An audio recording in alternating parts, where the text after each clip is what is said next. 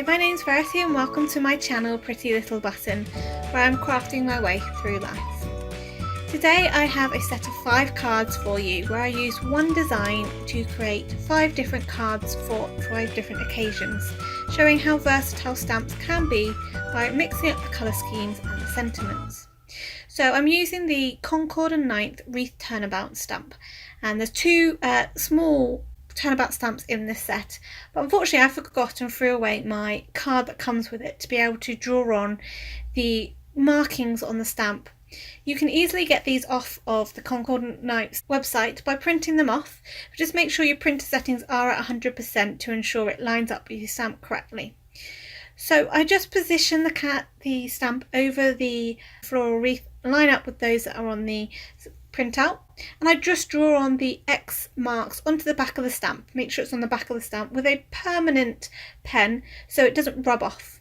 Next you then need to do a Turnabout template, which is just basically taking a 6x6 piece of card and drawing it across right through the middle of it. Now I laminated mine just so I can reuse it over many times, but you can just keep it as a piece of card if you need to. Then you need to position your Turnabout wreath over the X position, making sure lines that you draw on the back of the stamp line up with the lines on your template. So you can see that I've managed to do that here. Once you've got your lines correctly aligned, you just need to close down your stamp positioner to pick up the stamp, and then you're ready to go. So I just positioned a piece of white card cut to a card base size on top of my Turnabout template, and then I inked up my wreath in a Distress Oxide. The first colour I'm using is Victorian Velvet, which is a lovely sort of dusky pink. Good thing of using a stamp positioner is if you don't get a nice clear print first time round, you can always ink up your stamp again and re-stamp it.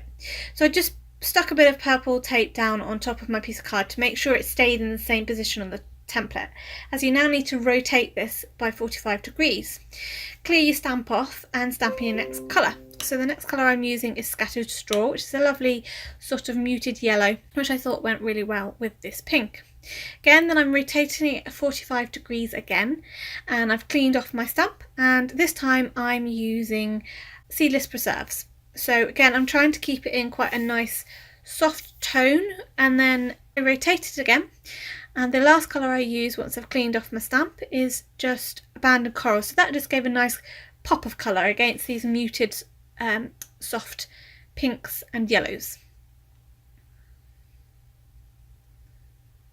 So to finish this card off, I'm using a Sentiment Thanks Sugar Script Die by Birch Press design, and I just die cut this out of craft card 3 times.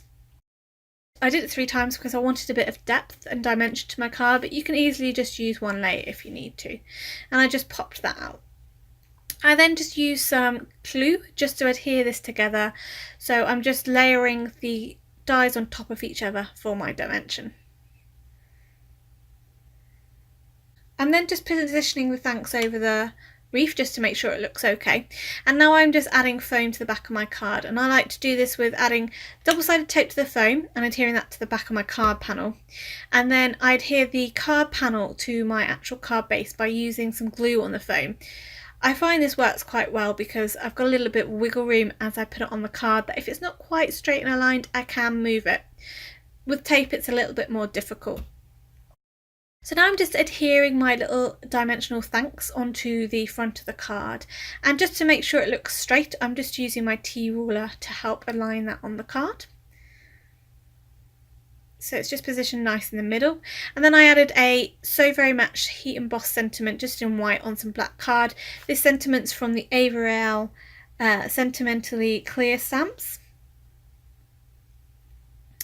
And again, I've foam mounted that, and I'm just using my T-ruler just to make sure I position it straight.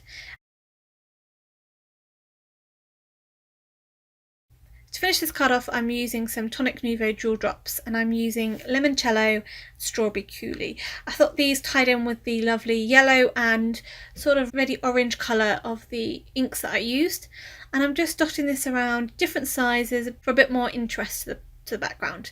The wreath does a lot of the talking anyway, so I didn't need to add too many. So this gives quite a nice bright floral look to the card. Really quite a bright card that's lovely if you receive that in the post as a thank you. So my second card, I've started off by using pumice stone. So this is a colour that changes depending on what it's with. So I'm using it with blues today, and blues and greens, and it's a lovely kind of bluey grey in this card. I then rotate it and I stamp it with chip sapphire. And then I rotate it again and I've used tumbled glass. So some lovely blues and greys that all mixed together.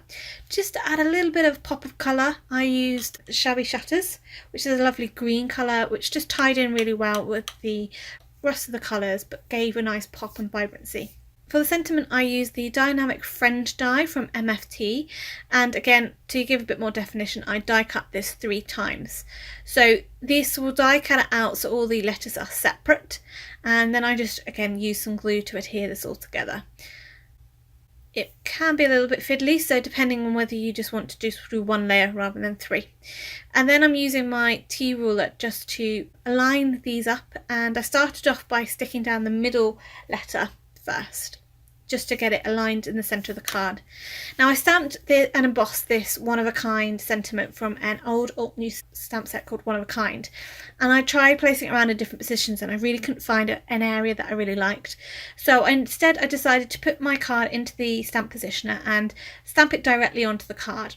I positioned it in my stamp positioner because in case I didn't get a great impression first time round, I could ink it up and do it again. I didn't really want to mess up my card this far into it. And so just to finish the card off, I used some sequins, and these are sequins from Lucy's cards. I think they're the Moonlight mix. So they're quite a lovely see-through grey colour, which really pops with the dark grey sentiment and the pumice stone within the wreath. So for my third card, I started off by stamping with Victorian Velvet again. I really like this pink colour, but I positioned my card panel slightly off centre in the template just to give a bit more of interest of having the wreath to one side. So then I used pumice stone, and the third colour I used was Seedless Preserve. So the colours that I've already currently used, but I'm just mixing them up and changing the combination. The last colour I used was Chip Sapphire, which is a really lovely dark blue that popped with all these greys and muted pinks. For the sentiment, I die cut the Hello Sugar Script die from Birch Press Designs. Again, die cut it 3 times and just laid this up because I do like my sentiments to have some definition. So I just adhered this with a little bit of glue. Again, I foam mounted my card panel onto my card base, same as before where I mounted it with some foam. Then just adhered my sentiment down onto the card. Now I decided I wanted a secondary sentiment, so I positioned it a little bit higher up within the wreath and used my T-ruler again just to line it straight. And I used another sentiment from the alt-new Leaf Canopy stamp set. This is Thinking of You, again heat embossed in white, and I just trimmed this down and foam mounted it onto the panel, again using my T-ruler to keep it straight. This was finished off with a mix of dark blue and silver matte sequins, so that really ties in with the Chip Sapphire and the pumice stone of the card and the wreath, and I think it's just a lovely card just to show that you're thinking of somebody. It doesn't have to be a meaning to think of somebody. I just think those colours really popped. So for this fourth card I wanted to do a bit of heat embossing, but of course I needed to take my card panel off the Turnabout template to be able to heat set it. So I just positioned my card down onto the template and used a pen just to draw around the edges of the card so I knew where I needed to line it up. I then stamped it in embossing ink, so this is from Wow, and covered it in gold embossing powder and heat set that. Unfortunately I forgot to record that little bit of heat setting the embossing powder. I then rotated it. I rotated it completely 180 because I wanted to do some more heat embossing. To begin with, I thought I was only going to do it twice, and therefore I wanted it in a different position, so that's why I rotated to 180. But as you can see, I've got those marks where I drew around the card, so I positioned and lined that up so I could get my template correct. So again, I stamped this in clear embossing ink. This time I'm using Wow Embossing Powder's Copper, metallic copper, which is a beautiful colour when it's heat set. Now because I've already done some heat embossing, I didn't want to overheat my gold embossing powder, so I just, as you can see, just kept on taking it to and from the paper just to reduce the over embossing of the gold. Then I decided to stamp another colour in pumice stone, but I wanted to give it a bit of sparkle. Because distress oxides take a little bit longer to dry, you can heat emboss over them. So I added some Wow Clear Holographic Sparkle embossing powder. As you can see in the video, there's a little bit of glitter and sparkle to the pumice stone. So the last colour I used was Chipped Sapphire, and I decided I liked what I did with the pumice stone, that I thought why not do it again. So I covered it in the Clear Holographic Sparkle powder and heat set that, so the Chipped Sapphire has a bit of glint to it. For the sentiment, I die cut the Merry Sugar Script die from Birch Press Designs. Again, die cut 3 times that white card and layered it up, but I wanted to match the wreath by having some gold embossing to it. So I pressed it down into my embossing ink pad, and then I covered it with some the gold powder again, and I just heat set this.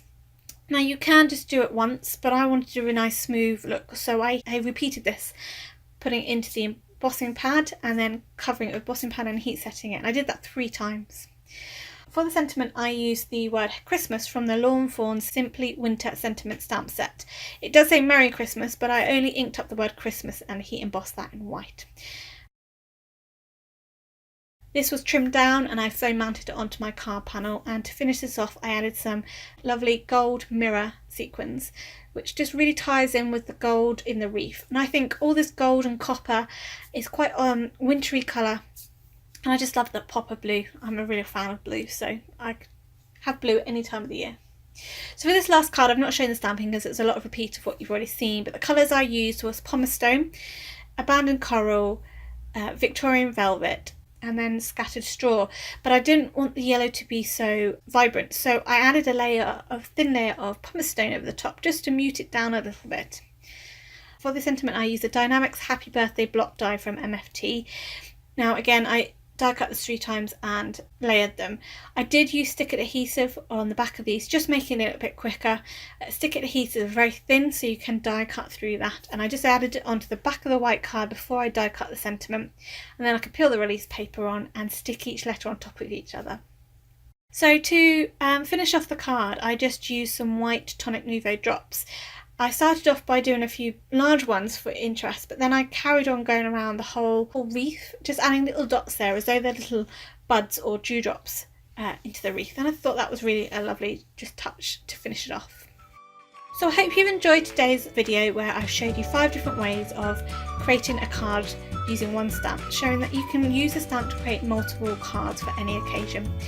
If you enjoyed the video, I'd love it if you could subscribe by hitting the button below and also hitting the bell button for the notifications of my next video. Also, a thumbs up would be great too. Why not check out this video where I've used one stamp and created 3 different looks and the technique involved.